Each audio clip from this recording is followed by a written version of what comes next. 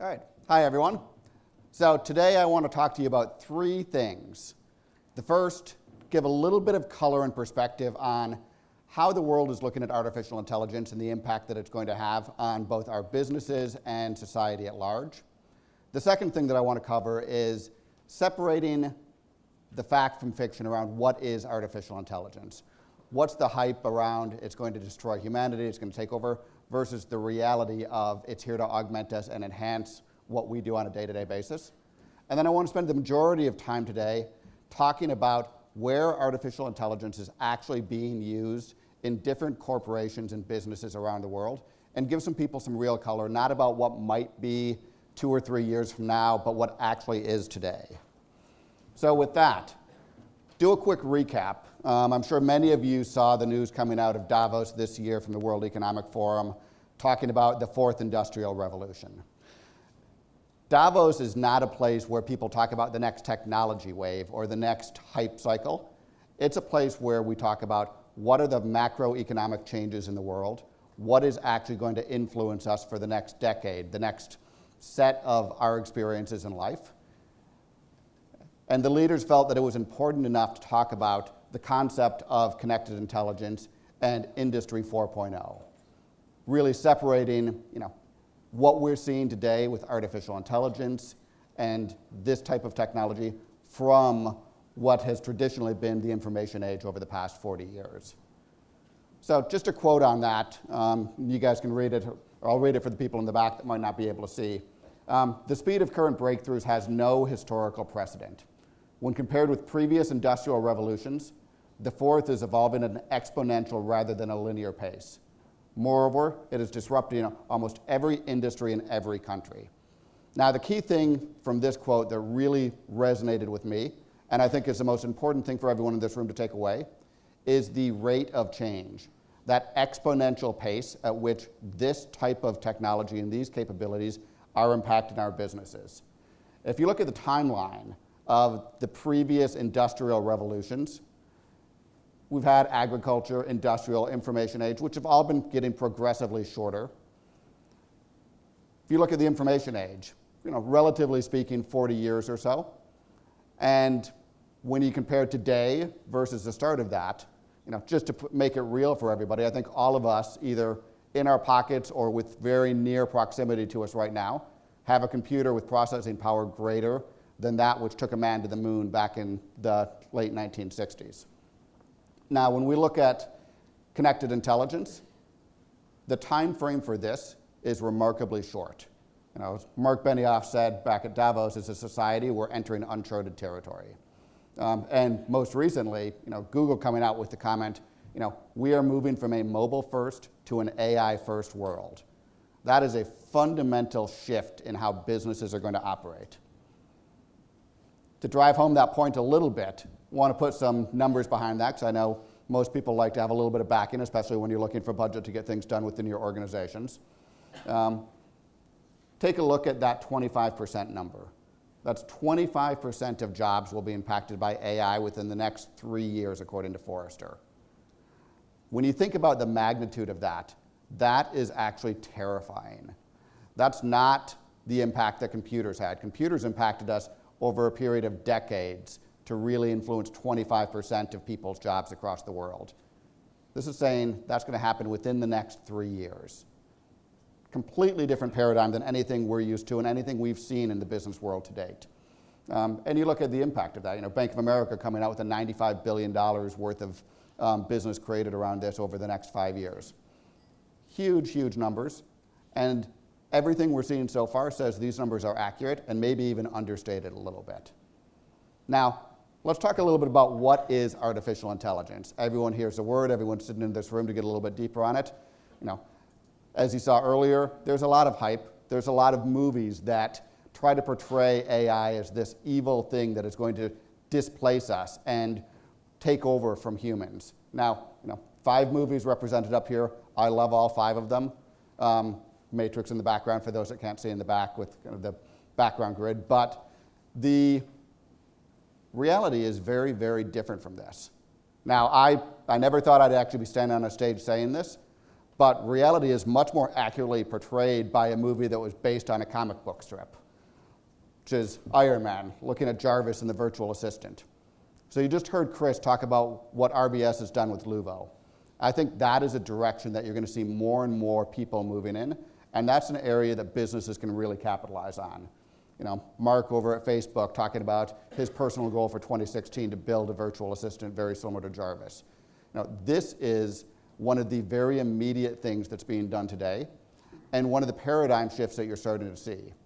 So when you look at Amazon and what they've done with Alexa, that's starting to create a different type of behavior in consumers at large right now as well. So one story that I loved, and I'll tell this, so indulge me for a moment. One of my colleagues had his 3-year-old daughter got up in the morning and just a normal course of the day, walking up, said, "Good morning, Alexa." Alexa said, "Good morning" back. And that was how she viewed the world, just talking to Alexa like another person. So when you think about what that means for how we as a society work, how we operate, it's moving from a Google world, from a web-based world, from a search world, to something that's much more ubiquitous. So when we take a look at what does that mean from a timeline point of view, what does that mean from how things are going to progress? You know, if you take a look back at what happened in the information age, over a period of decades, we went from mainframe computers very, very gradually to desktop computers, started to get some real business value out of those desktop computers, then started to move up that value curve very quickly, going into user-friendly interfaces, the internet, mobilely connected population, which takes us to where we are today. But if you look at the value created from the information age, a lot of that's happened over the past 10 or 15 years from an actual business point of view. Take a look at what's happening with artificial intelligence and the connected intelligence age. Now, this is happening on a much shorter time frame, years as opposed to decades. So 5 years ago, everybody was talking about big data. What does that mean? How do we get value out of that? And there's been a lot of effort put in by a lot of businesses around that. I think most people would agree that the return from that, from a business value point of view, hasn't necessarily lived up to the hype of what people thought originally. And that's because it was at that first part of that curve. You're starting to see machine learning come into the forefront now, looking at how can we take those data sources? How can we generate real value and real meaning out of all of this information that we have? That's starting to produce some immediate returns that some companies are seeing, and I'm going to talk to some of that. Where we're headed is to that much more of that ubiquitous user interface. The things where AI is pervasive in our lives, not as something that is taking over, but as something that influences everything that we interact with and helps us do more in our lives and become more efficient and more productive as humans. And where it goes from there, you know, frankly, I don't know. I think we're going to see some amazing things over the next 5 to 10 years. But it's going to be based on every single person in this room being much more capable of doing things as a result of leveraging AI technologies. So now I want to talk about, you know, 3 additional areas above and beyond the virtual assistant concept where people are really using artificial intelligence today. So the first of those is generating insights from large data sets. So I'm going to take one data set that I'm very familiar with because it's one that we've built within our organization, which is looking at the advertising data that we have. As Publicis owns a number of advertising organizations, so we have a tremendous amount of data.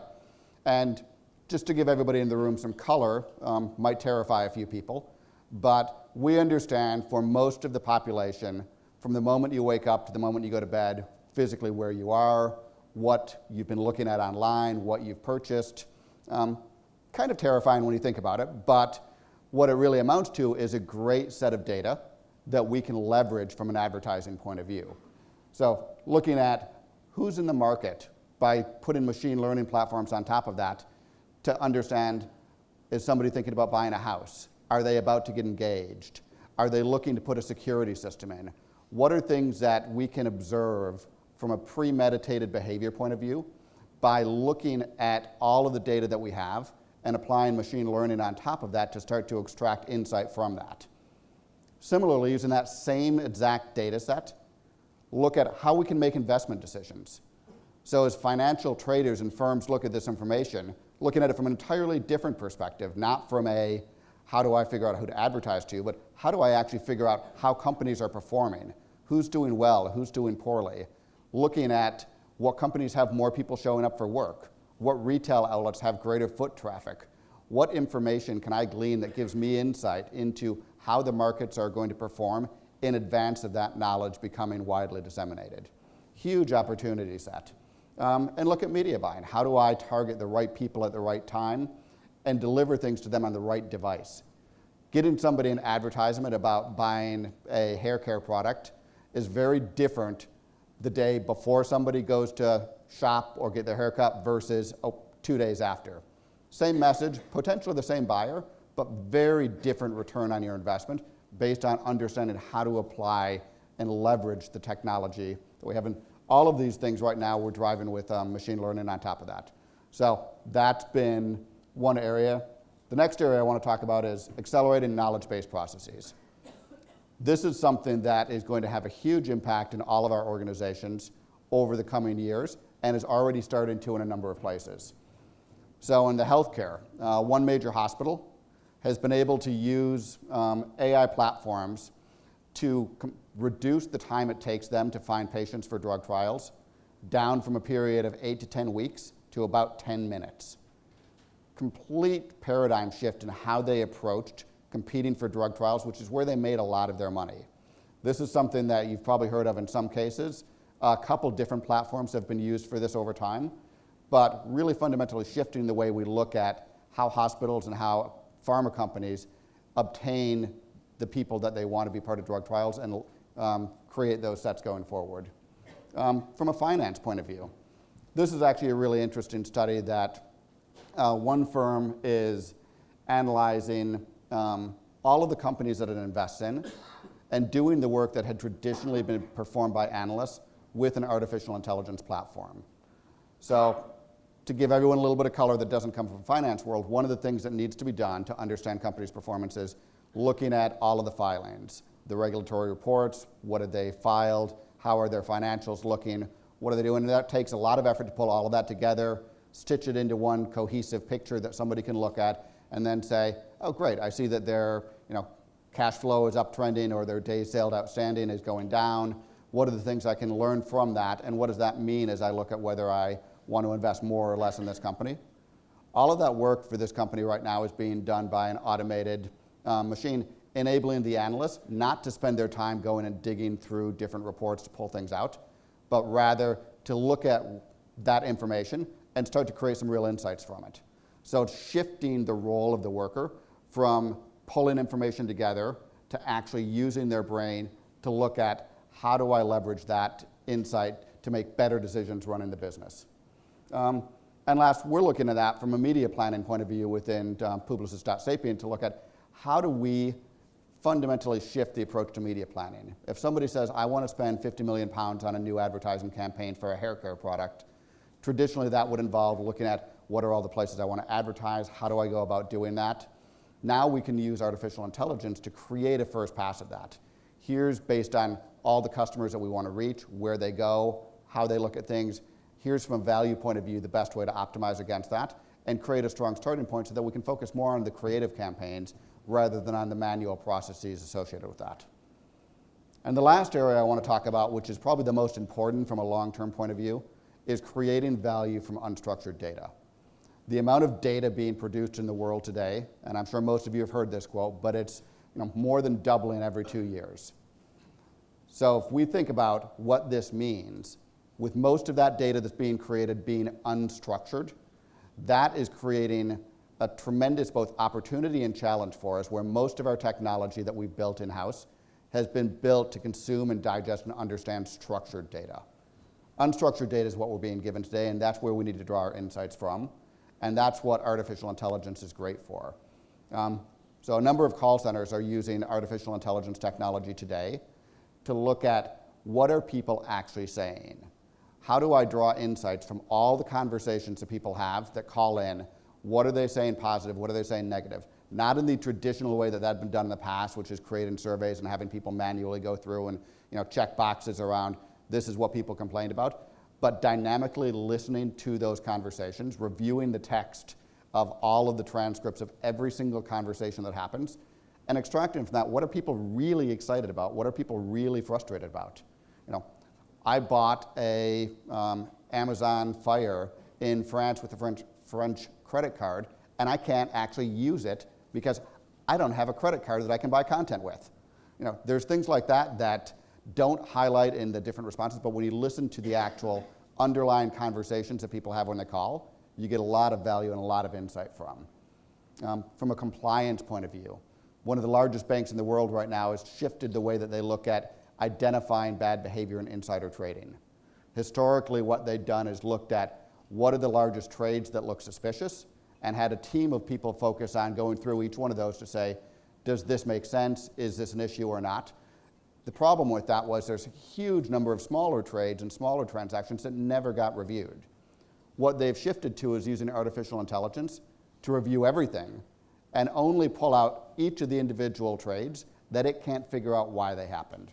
Doesn't make sense, doesn't pass a sniff test, and it's able to throw out things that a traditional analyst would say, I don't need to worry about that. This person got a ton of calls today, but it's their birthday, so that makes sense, so I'm not going to worry about that.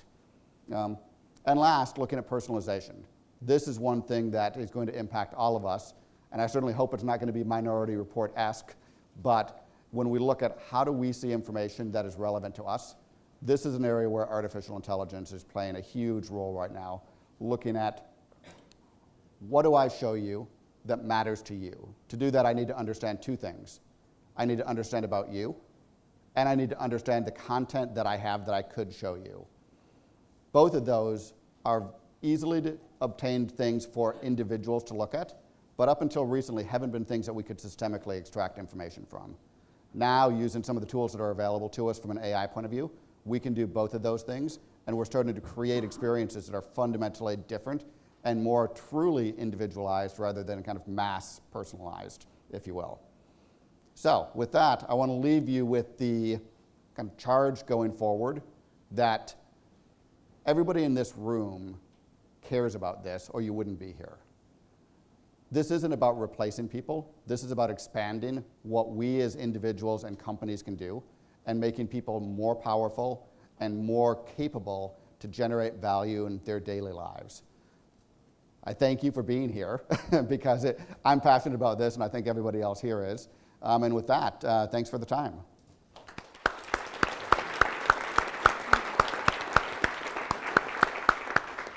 Josh, hold on, please.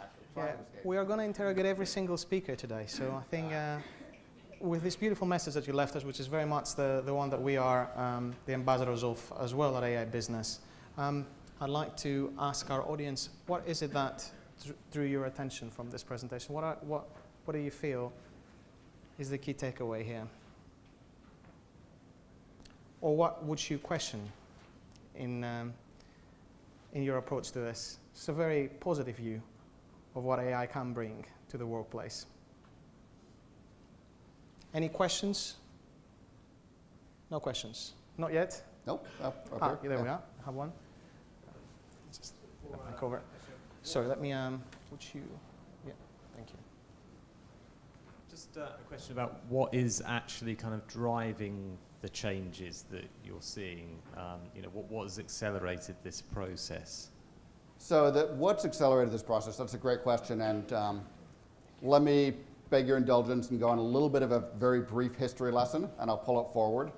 So if you rewind back to the 1970s, 1980s, and even earlier than that, a lot of the concepts of artificial intelligence aren't new. They've been with us for a very long time.